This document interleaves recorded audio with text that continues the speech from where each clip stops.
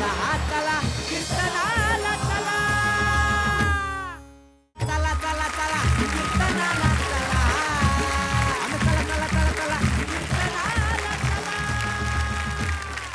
रामकृष्ण हरी माऊली. एकदा जोरदार टाळ्या झाल्या पाहिजेत आपल्या कीर्तन सोहळ्यासाठी.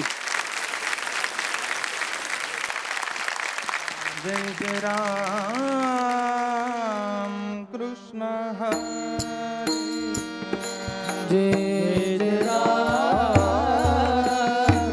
कृष्ण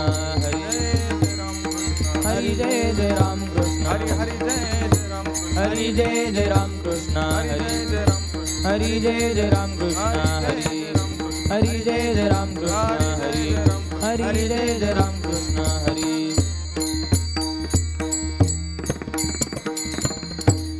भला म्हणे जान परी नाही समाधान परी नाही समाधान. भला म्हणे जन परी नाही समाधान परी नाही समाधान. माझी तळमळीत अंतरले दिसे अंतरले दिसे माझे तळमळीची अंतरले अंतरले कृपेचा आधार नाही दंभ झाला फार दंभ झाला फार. कृपेचा आधार नाही दंभ झाला भार नाही दंभ झाला भार. तुका म्हणे तुका म्हणे कृपे अंतराय कोण्या पापे अंतराय कोण्या पापे. माझे तळमळीची अंतरले दिसे अंतरले दिसे माझे तळमळीची अंतरले गीत अंतरले दिसे गीत. विठ्ठल विठ्ठल विठ्ठल विठ्ठल विठ्ठल विठ्ठल विठ्ठल विठ्ठल विठ्ठल विठ्ठल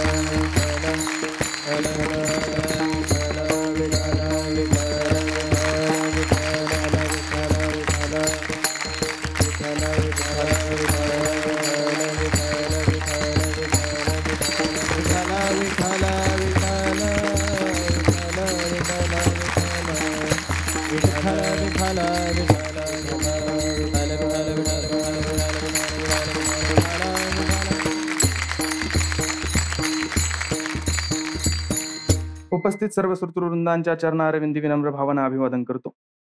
सेवेसाठी घेतलेला अभंग महान भगवत भक्त देहू निवासी जगद्गुरु तुकाराम महाराज यांचा स्वतः आत्मपरीक्षण करून अंतःकरणात निर्माण झालेल्या परिस्थितीचा व अंतःकरणात निर्माण झालेल्या एक आध्यात्मिक वेदनेचा अभिव्यक्ती करण्याचा प्रयत्न आहे. विठ्ठल विठ्ठल विठ्ठल विठ्ठल विठ्ठल विठ्ठल विठ्ठल विठ्ठल.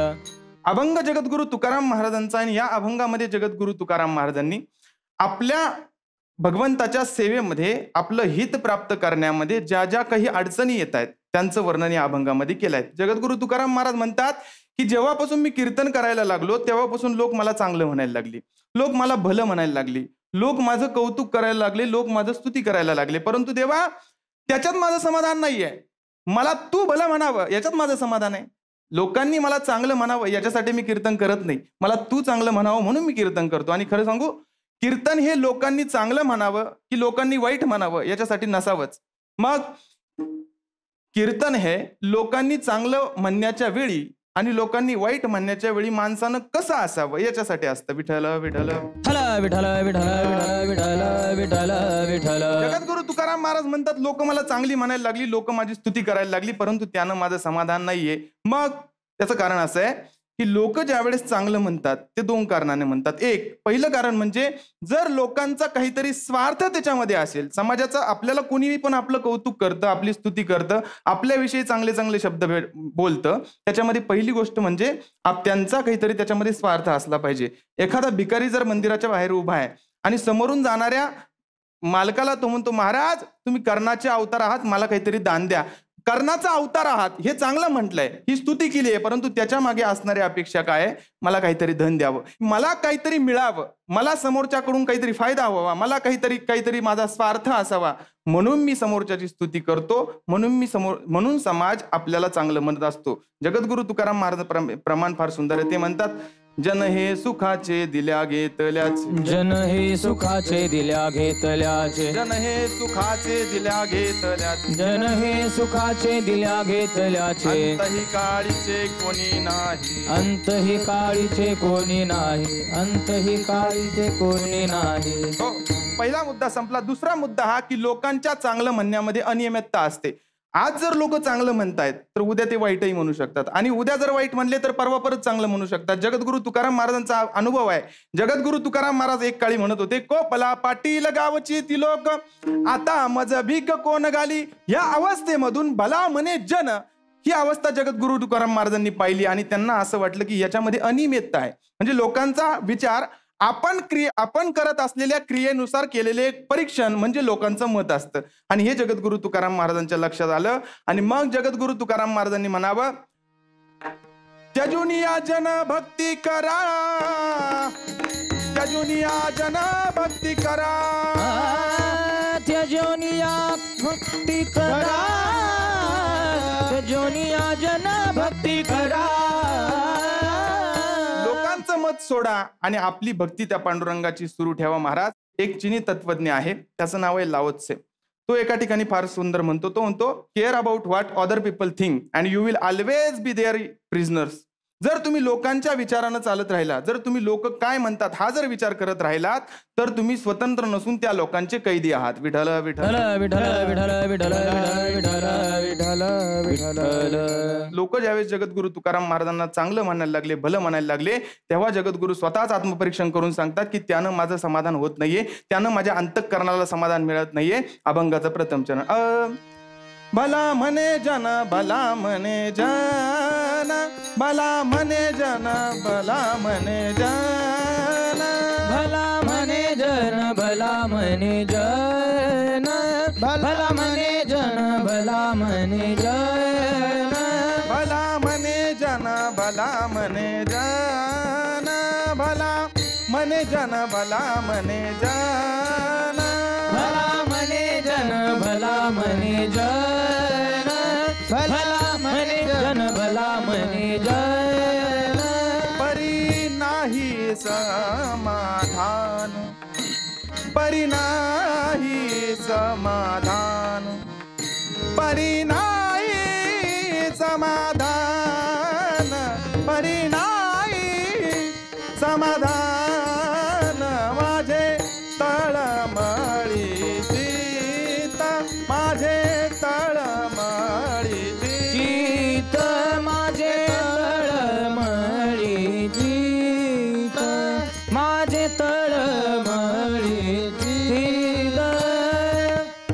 जगद्गुरु तुकाराम महाराज म्हणतात, लोक मला चांगली म्हणतात, यानं माझं चित्त त्या ठिकाणी समाधानाला प्राप्त पावत नाहीये. मला ज्याच्यामध्ये समाधान प्राप्त आहे ते मला मिळालं नसल्या कारणानं जगद्गुरु तुकाराम महाराजांचं जे ध्येय आहे, एखाद्या माणसाला जर सोनं हवं असेल तर तो बँटेक्सला पाहून भुलणार नाही महाराज. जगद्गुरु तुकाराम महाराजांचं समाधान ज्याच्यामध्ये आहे ते जगद्गुरु तुकाराम महाराजांना अजून मिळालेलं नाही आणि त्याच्यामुळे जगद्गुरु तुकाराम महाराजांच्या अंतःकरणाची तळमळ होते.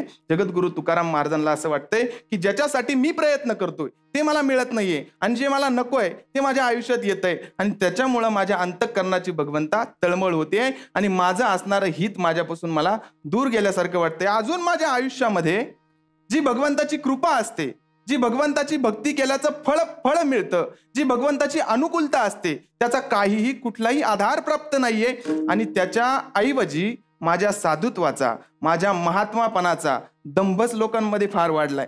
आणि जगद्गुरु तुकाराम महाराज म्हणतात की हा दंभ भक्तीमध्ये, भगवंताच्या सेवेमध्ये बाधक असतो. तो साधकाला भक्ती करून देत नाही महाराज, तो त्या दंभामध्ये अडकवतो. माऊली वर्णन फार सुंदर करतात. ते म्हणतात, तरी तयाची असुरा दोषा माझी जयाविरा, वाढपणाचा डांगोरा तो दंभू ऐसा.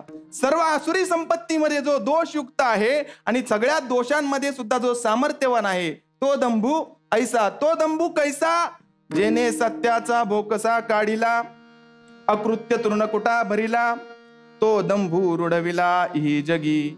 जसं सत्याचा कोथळा बाहेर काढला, त्याच्यामध्ये एक असत्याचा किंवा अकृत्याचा पेंढा भरला आणि तो समाजासमोर दाखवला, त्याला त्या ठिकाणी माऊलींनी दंभ असं म्हटलंय. मनोनी वाचेचा चौबारा, घातली या धर्माचा पसारा, तो धर्मुची अधर्म होय विरा, तो दंभू जाणे जगत. माऊली फार सुंदर वर्णन करतात. ते म्हणतात दंभ म्हणजे काय, की वाचेनं आपण करीत असलेल्या कार्याचा चौबारा करणं, त्याचा अवडंबर माजवणं, त्याला दंभ असं म्हणतात. आणि हा दंभ ज्याच्या अंतःकरणात निर्माण होतो आणि ज्याला या दंभानं फसवलं महाराज, तो या जगामध्ये भक्ती करू शकत नाही. भक्तीचं फक्त नाटक सोंग करू शकतो. भक्ती त्याच्या अंतःकरणात निर्माण होऊ शकत नाही. विठ्ठल विठ्ठल विठ्ठल विठ्ठल विठ्ठल विठ्ठल विठ्ठल विठ्ठल विठ्ठल विठ्ठल. मग जगद्गुरु तुकाराम महाराज म्हणतात की देवा, मला तुझ्या अजून कृपेचा आधार प्राप्त झालेला नाहीये. तुझ्या कृपेचा आधार प्राप्त झालेला नाही आणि त्याच्या ऐवजी माझ्या भक्तीचे, माझ्या साधुत्वाचे, माझ्या महात्मा या पदाचे दंभ फार वाढलाय आणि त्याची सगळं अवडंबर सगळीकडे झालंय. त्यानं माझ्या चित्ताचं त्या ठिकाणी तळमळ होते, त्यानं माझ्या चित्तामध्ये असमाधान निर्माण होत आहे आणि त्या असमाधानामुळे माझं चित्त इतकं तळमळतंय, मला असं वाटतंय की माझं हित माझ्यापासून दूर गेलंय. जगद्गुरु तुकाराम महाराज म्हणतात, कृपेचा आधार, कृपेचा आधार, कृपेचा आधार, कृपेचा आधार, कृपेचा आधार, कृपेचा आधार, कृपेचा आधार, कृपेचा आधार.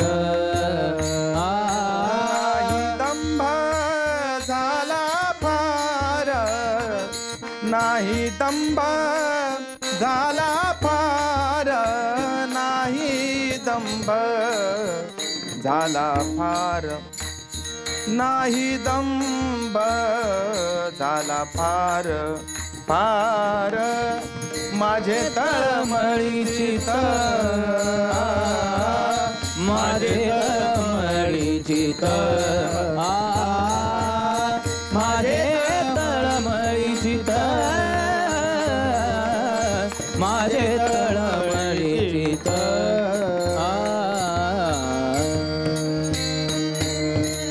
अजून भगवंताच्या कृपेचा आधार मला अजून कुठेही प्राप्त झालेला नाही. मला असं वाटत नाही की भगवंताची कृपा माझ्यावर झालंय, भगवंत माझ्यासाठी अनुकूल झालाय आणि त्याच्या ऐवजी माझा दंभच फार वाढलाय. हे जगद्गुरु तुकाराम महाराजांचं आत्मपरीक्षण आहे आणि या आत्मपरीक्षण नसून प्रामाणिक आत्मपरीक्षण आहे.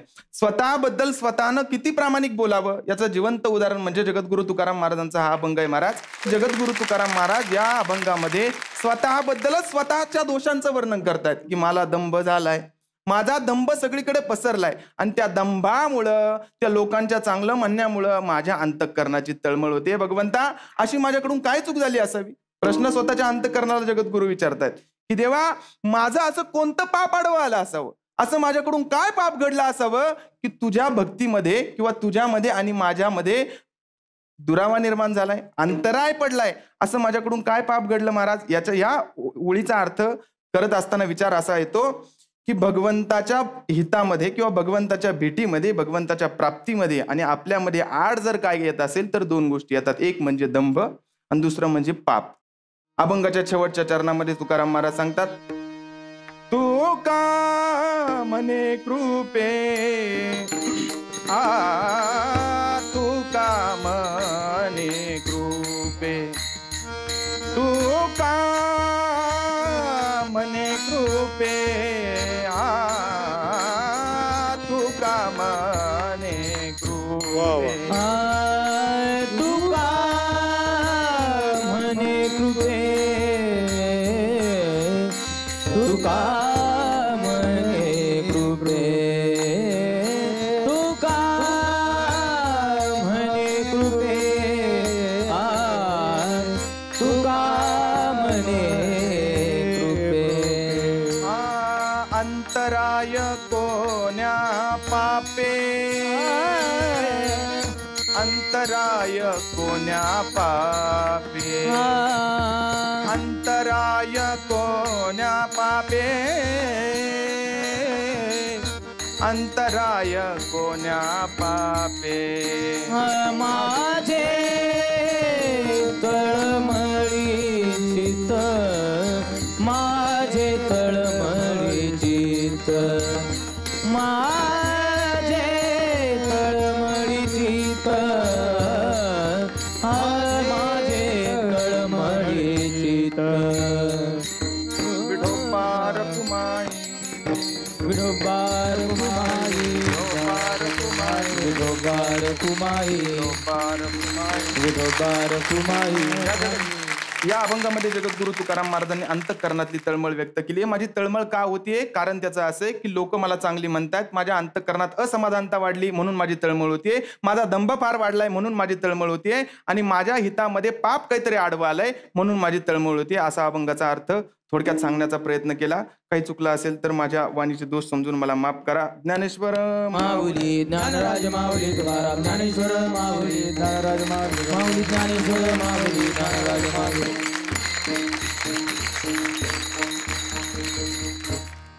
रामकृष्ण हरी. आई साहेब, काय सांगाल सेवेबद्दल? महाराजांनी खूपच गोड चिंतन केलं. खरं म्हणजे भला म्हणे जन परी नाही समाधान. त्यांनी जनाबद्दल सांगितलं, लोकाबद्दल सांगितलं आणि तुकाराम महाराजांच्या मनातली तळमळ सांगितली की देवा, माझं मन हे तुझ्या चरणावर आहे, मला एक तळमळ आहे, माझं हित कशामध्ये. त्यांनी एक पुन्हा उदाहरण दिलं, कोपला पाटील गावीचे हे लोक, म्हणजे देहूमध्ये पाटील कोपले. पण मला एक सांगा, जरी तुकाराम महाराजावर पाटील कोपले तरी तुकाराम महाराजांनी देहू सोडलं नाही. आपण ज्या ठिकाणी आहोत त्याच ठिकाणी मजबूत उभा राहून आपलं अस्तित्व सिद्ध करणं, याला म्हणतात जगद्गुरु तुकोबराय. चारही चरणाचा अर्थही छान सांगितला आणि महाराज आपल्याला खूप खूप शुभेच्छा. वा वा वा वा. माऊली, काय सांगाल? समर्थ महाराज नावासारखं कीर्तन केलं. सगळ्यात महत्वाचं या व्यासपीठावरचं आपल्या कीर्तनाचं निराळेपण म्हणजे तुम्ही गायलेली पंचपदी किंवा एकूण शेवटपर्यंत तुमच्या कीर्तनाचं संगीत हे या मालिकेतलं अभिनव संगीत आहे. या कीर्तनाची विशेषता म्हणजे आपण सूक्ष्म चिंतन जे मांडलंय. मला असं वाटतं जेव्हा तुम्ही कीर्तनकार म्हणून जाल तेव्हा तुमच्या कीर्तन ऐकण्यासाठी खूप लोक जमतील की नाही माहीत नाही, पण चांगली लोक जमतील. आणि तुमच्या मस्तीत तुम्ही जे कीर्तन केलंय, कारण कीर्तन रंगात पाहिजे, त्यासाठी ते तरंगात पाहिजे आणि त्यासाठी ते अंतरंगात पाहिजे आणि असं गात पण पाहिजे. मी खूपच आनंदी आहे तुमच्या या सेवेवर. खूप छान. वा. यश महाराज, मी आपल्याला विनंती करतो, काय सांगाल या सेवेकराबद्दल? भला म्हणे जन परी नाही समाधान. समर्थ महाराज भागवत यांनी अतिशय सुंदर पद्धतीनं या कीर्तनाचं आणि या अभंगाचं निरूपण केलंय. तुकाराम महाराजांच्या जीवनामध्ये झालेलं जे अवस्थांतर आहे ते अवस्थांतर त्यांनी अगदी पहिल्या 4-5 वाक्यामध्ये मांडलं. मी संगीताच्या बाबतीत मला फार आवडेल बोलायला की महाराजांनी या अभंगाचं जे पहिल्या चरणाला चाल म्हटली ती आपण 1 तालातली म्हटलीत. आणि आनंद याचा आहे की सामान्य भजनाचा ताल सोडून दुसऱ्या कुठल्या तरी तालातली चाल म्हणण्याची कीर्तनात प्रयत्न करणं ही एक मोठी मिळकत आहे. वाह. 3ऱ्या चरणाला आपण केदार रागातली चाल म्हटलीत. आणि मला सांगायला आवडेल केदार हा भगवंताचा आवडता राग आहे. आणि आपल्या कीर्तनाचं एक वैशिष्ट्य असं आहे की आपण या अभंगाचा गर्भित अर्थ शोधण्याचा प्रयत्न केला. तुमच्या संपूर्ण वाटचालीकरिता भरपूर भरपूर शुभेच्छा. वा. आपण असं म्हणतो की संतांच्या संगतीत राहिल्यानंतर परिवर्तन जे घडतं ते आपण सगळ्यांनी पाहिले. त्यांचे परम मित्र आहेत. मी त्यांना या मंचावर आमंत्रित करतो. एकदा जोरदार टाळ्या झाल्या पाहिजे त्यांच्यासाठी.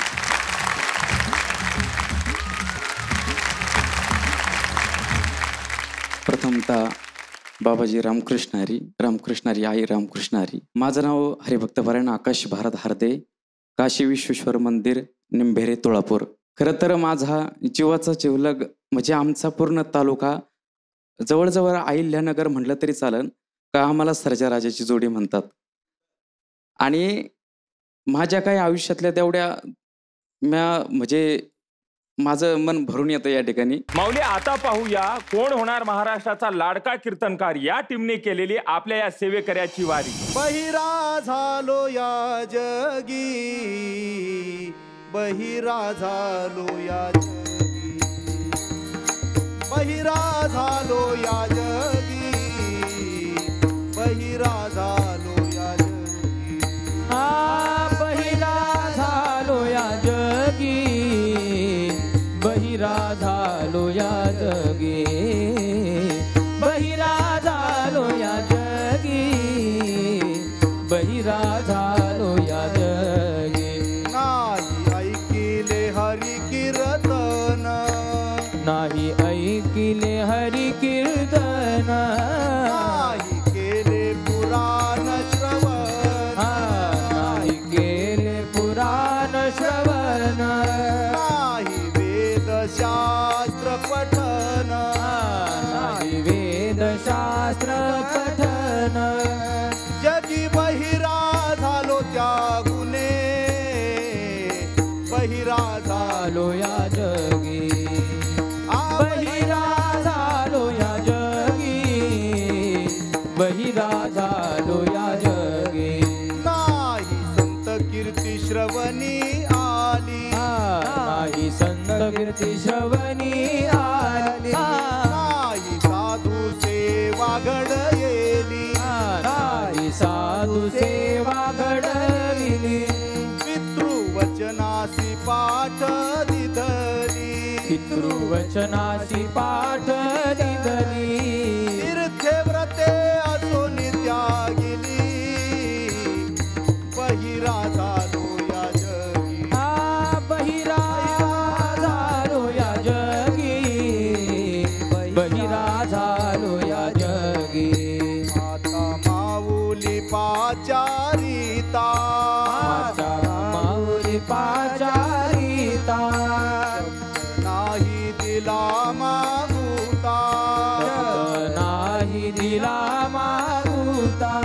बहिरा झालो नरदेही येता, बहिरा झालो नरदेही येता. एका जनार्दनी स्मरेन आता, बहिरा झालो या जगी, बहिरा झालो या जगी, बहिरा झालो या जगी. बहिरा झालो या जगी, बहिरा झालो या जगी.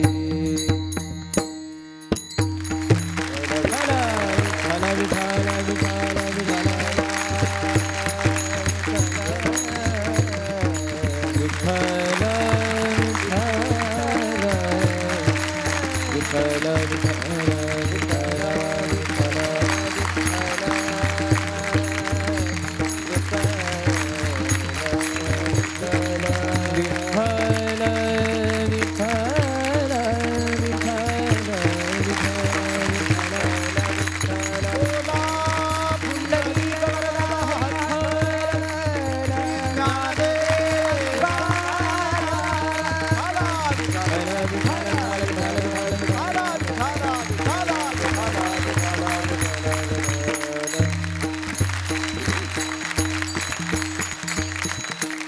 वारकरी संप्रदायातील थोर साधू शांती ब्रह्म नाथराय या अभंगाच्या माध्यमातून खऱ्या अर्थानं हे रूपक करतात. बहिरा हे भारुड आहे आणि बहिरा हे रूपक आहे. फार सुंदर तुम्हाला सांगतो, 4 4 4 3 या ठिकाणी चरण आहेत आणि याच्यामध्ये अगदी पहिलं चरण आहे. नाथराय यांनी सांगितलंय की बहिरा झालो म्हणतात नाथराय. नाथराय रूपक करतात, मी बहिरा झालो म्हणतात. खरं तर नाथराय बहिरे नव्हते किंवा बहिरे झालेले नव्हते. अशा अनेक प्रकारची रूपक नाथबाबांनी त्याप्रमाणे अनेक संतांनी त्यांच्या वाङ्मयामध्ये विस्तारानं आपल्यासमोर मांडलेली आहेत. खरं तर या अभंगामध्ये, या भारुडामध्ये, या रूपकामध्ये शांतीब्रह्म नाथराय सांगतात मी बहिरा झालो. आता या जगी बहिरा झालो. तर या पहिल्या चरणाचा अगदी शेवटीच्या चरणामध्ये नाथराय अगदी म्हणजे समन्वय साधतात. नाथरायांनी पहिलं चरण लिहिलं बहिरा झालो. या जगी बहिरा झालो. कोणत्या जगी बहिरा झालो? तर त्याचं उत्तर नाथरायांनी शेवटी दिलेलं आहे. बहिरा झालो नरदेही येता.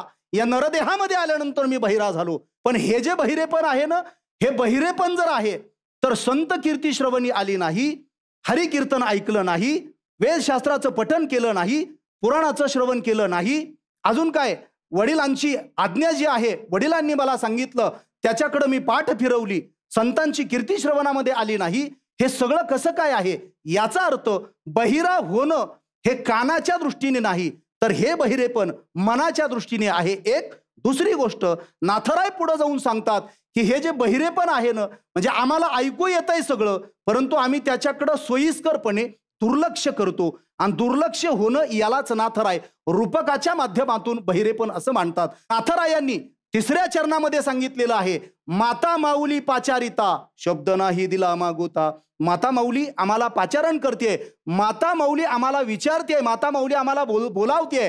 पण जरी माता माऊली आम्हाला बोलावत असताना आम्ही त्याच्याकडे ठारपणे दुर्लक्ष केलं. म्हणजे आम्ही ज्या आई वडिलांच्या माध्यमातून या देहाला आलो, नरदेहाला आलो, या नरदेहाला आल्यानंतर आई वडिलांना हित ठाऊक आहे, कळवळ आहे त्यांना, पण वास्तव हित त्यांना ठाऊक नाही.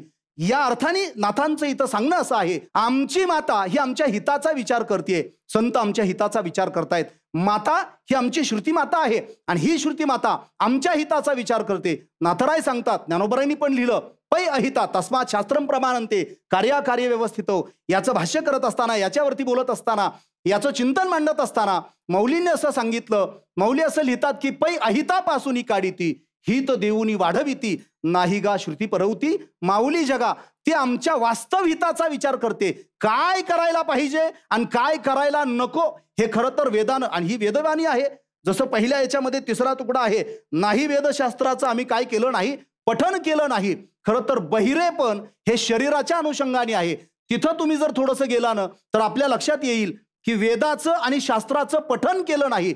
पठन करणं हा जिभेचा धर्म आहे आणि बहिरेपण हे कानाचं आहे, कानाचं. आणि मग पठन करणं जिभेचा धर्म असताना बहिरेपण हा कानाचा धर्म असताना नाथरायांनी हे नेमकं कशा पद्धतीनं मांडलेलं आहे, तर याचा अर्थ असा आहे की आम्हाला ऐकायला सगळं येत होतं पण आम्ही दुर्लक्ष केलं आणि ते आमच्याकडून दुर्लक्ष हे जाणीवपूर्वक झालं. पै अहितापासून काढीती हित देऊनी वाढविती नाही गा श्रुती परवती माऊली जगा. विठाला विठाला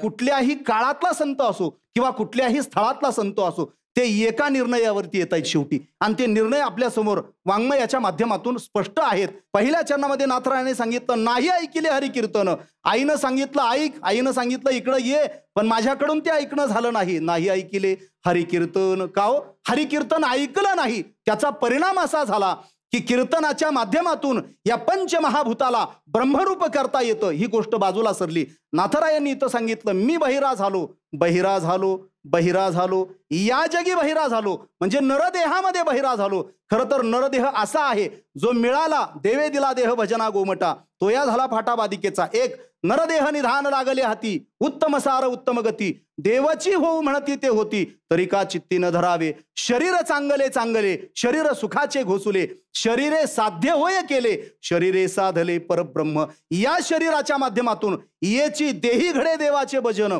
या देहामध्ये भजन घडतं आहे. देखा मनुष्य जात सकळ, हे तो स्वभावतः भजनशील. असं सगळं असताना खऱ्या अर्थानं आमच्याकडून प्रवृत्ती होत नाही, परिणाम मी बहिरा झालो. माझ्याकडनं कीर्तन ऐकणं झालं नाही. कीर्तन सांग कीर्तन सांग होय अंग हरिरूप.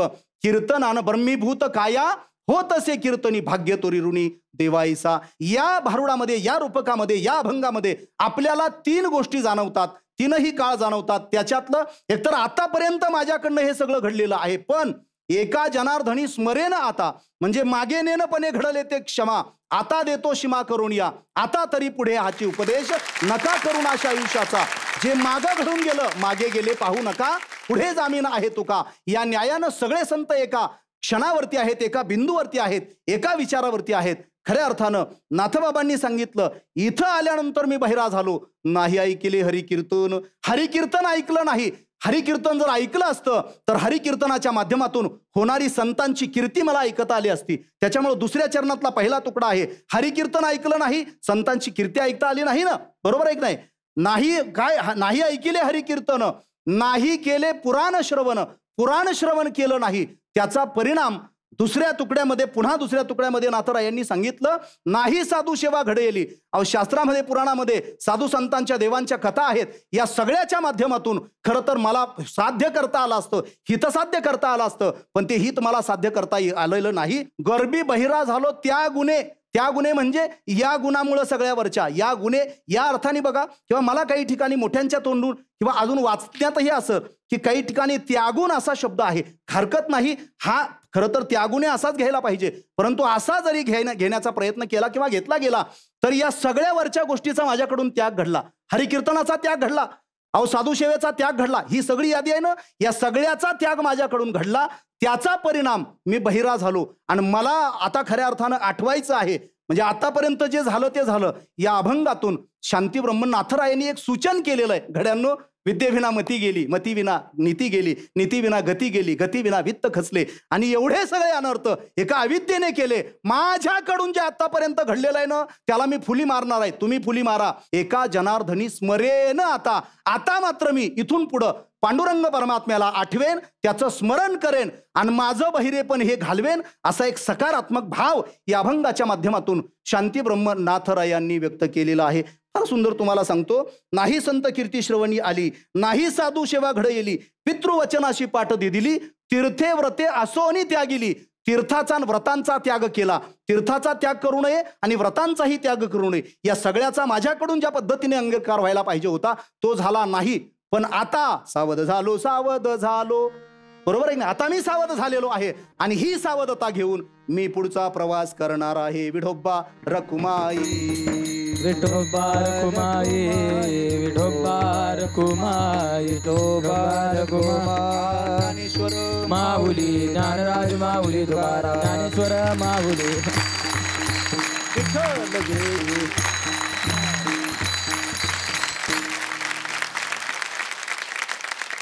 माऊली काय सांगाल? सूर्याजी महाराज, सगळ्यात महत्वाची तुमच्या निरूपणातली मला आवडलेली गोष्ट, तुम्ही बहिरा या शब्दाचा सांगितलेला अर्थ, तो अर्थ जर नसेल तर सगळा अनर्थ होईल.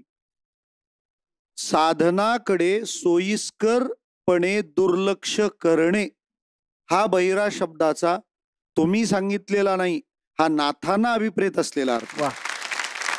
आणि पुढे केलेला विस्तार, जागोजागी त्याचे काढलेले आपण भाव, या सर्वच गोष्टी श्रवणीय अशा होत्या. या जोडीला आपण थोडं भजनाची बाजू ठेवणं अपेक्षित आहे, पण तुमच्या व्यासंगाला आणि त्या प्रत्येक ठिकाणच्या अर्थाला झोमण्याच्या वेळाला आम्ही खूप प्रसन्न आहोत. आपल्याला वाटचालीसाठी खूप शुभेच्छा.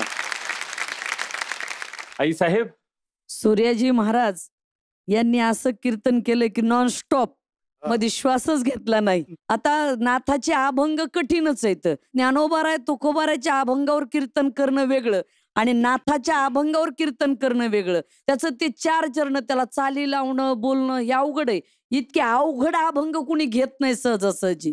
तुम्ही अवघड अभंग घेतला हेच अवघड आहे.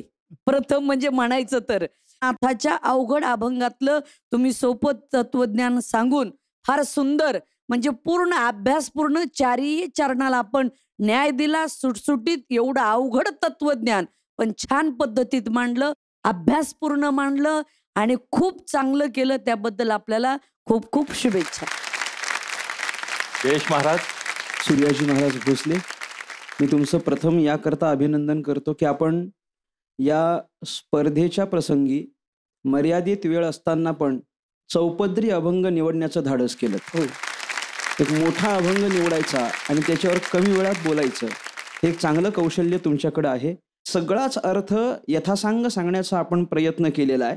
त्यागून आणि त्यागुणे या पहिल्या चरणातल्या एका शब्दाचे जे 2 पाठ आहेत, त्या दोनही पाठांचा अर्थ आपण सांगण्याचा प्रयत्न केला. एकनाथ महाराजांची जी एक पॉझिटिव्ह बाजू आहे, ज्या अभंगाच्या शेवटी ती तुम्ही सांगितलीत. काय काय घडलं नाही ते नाथ महाराज सांगतात, पण शेवटी एक सकारात्मक गोष्ट एकनाथ महाराजांनी सांगितलेली आहे की स्मरेन आता, इथून पुढं मात्र मी स्मरण करणार आहे. आणि तेवढी एक चांगली सकारात्मक बाजू आपल्याला घ्यायची आहे, जी तुम्ही श्रोत्यांना सांगितलीत. म्हणून तुम्ही पुरेपूर प्रयत्न केला की हे सगळेच्या सगळे 3 चरणातले प्रत्येक पद श्रोत्याच्या अंतःकरणापर्यंत पोहोचलेलं आहे. आणि न थांबता सांगण्याचं आपलं जे कौशल्य आहे त्याबद्दल तुमचे अनेक अनेक अभिनंदन करतो. पुढच्या वाटचालीसाठी भरपूर शुभेच्छा. वा वा वा वा. हे कीर्तन खरंच तर रसिकांसाठी होतं का आपल्या 3 सारथ्यांसाठी होतं कळालं नाही. एवढे ते मंत्रमुग्ध झाले. आणि शुभेच्छा आपल्याला की नको असणारा मळ काढून लोकांना कानसू केल्याबद्दल. सौभाग्यवती आलेले एवढा दरार आहे काय बोला बोला बोला. हे चालले होते परत आले, ऐका म्हटलं हा आमच्या सौभाग्यवती आल्या. ताई या या या या, जोरदार टाळ्या झाल्या पाहिजेत. ग्रंथाचं लेखनाचं काम करायचे, 8-8 तास एका जागेवर बसलेले असायचे. दुसरा कुठलाच विचार त्यांनी केला नाही. तेव्हा लोक आणि नातेवाईक म्हणायचे ह्याला येड लागले, बाकी काही हे पैसा पाणी काही कमवत नाही, बायका लेकरांकडे. त्यावेळेस खरंच वाईट वाटायचं की लोक का असं बोलत असतील. पण परत वाटायचं एडे लोकच इतिहास घडवतात. म्हणून मला ह्यांचा आज खूप अभिमान वाटतो. आम्ही एकदा दोघं माचीनूरला गेलेलो फिरायला, दिवसभरांसाठी गेलो. आणि ते परत आल्यावर मला म्हणले की आज तू लाल साडी घातली होती. क्या बात आहे. ईश्वरजी एकच मिनिट घेतो मी. वाचस्पती मिश्रण लिहायला बसले आणि लिखाण अखंड चालू होतं. लग्न होऊन गेलं, लिखाण चालूच. आणि एकदा लिखाण करताना दिव्याची वात सरकवायला कोणीतरी गृहिणी उभी दिसली, म्हणून त्यांनी विचारलं तिला आपण कोण. त्यांची पत्नी होती हा ती. आपण कोण. तेव्हा तिने सांगितलं या देहाला भामती असं म्हणतात, मी आपली पत्नी आहे, 36 वर्षापूर्वी आपला विवाह झालाय. त्यांनी त्या ग्रंथाला पत्नीचं नाव दिलं. आज हे दुसरं रूप संपूर्ण समाजाला सोनी मराठीच्या रूपाने प्रत्यक्ष पाहायला मिळतंय. असंच राहू द्या आणि संसार फुलू द्या. रामकृष्ण हरी. आमंत्रित करूया आजच्या भागातील दोन्ही सेवेकऱ्यांना, हरिभक्तीपरायण समर्थ महाराज आणि सूर्याजी महाराज यांना. पाहूया यांच्या कीर्तन सेवेने आपल्या कीर्तन सारथ्यांच्या मनात किती ज्ञानदीप उजळले ते. माऊली आपल्या समोर निकाल स्पष्ट आहे. ज्यांची वारी अशी अखंड चालू राहणार आहे ते आहेत हरिभक्तीपरायण समर्थ महाराज. जोरदार टाळ्या झाल्या पाहिजे त्यांच्यासाठी. वारी अशीच अखंड चालू राहू. रामकृष्ण हरी. तर माऊली आजच्या भागाची सेवा इथे समाप्त झाली. हरिभक्तपरायण जयेश महाराज हे उद्याच्याही भागात असणार आहेत. उद्या पुन्हा भेटूया. तोपर्यंत पाहत रहा कोण होणार महाराष्ट्राचा लाडका कीर्तनकार.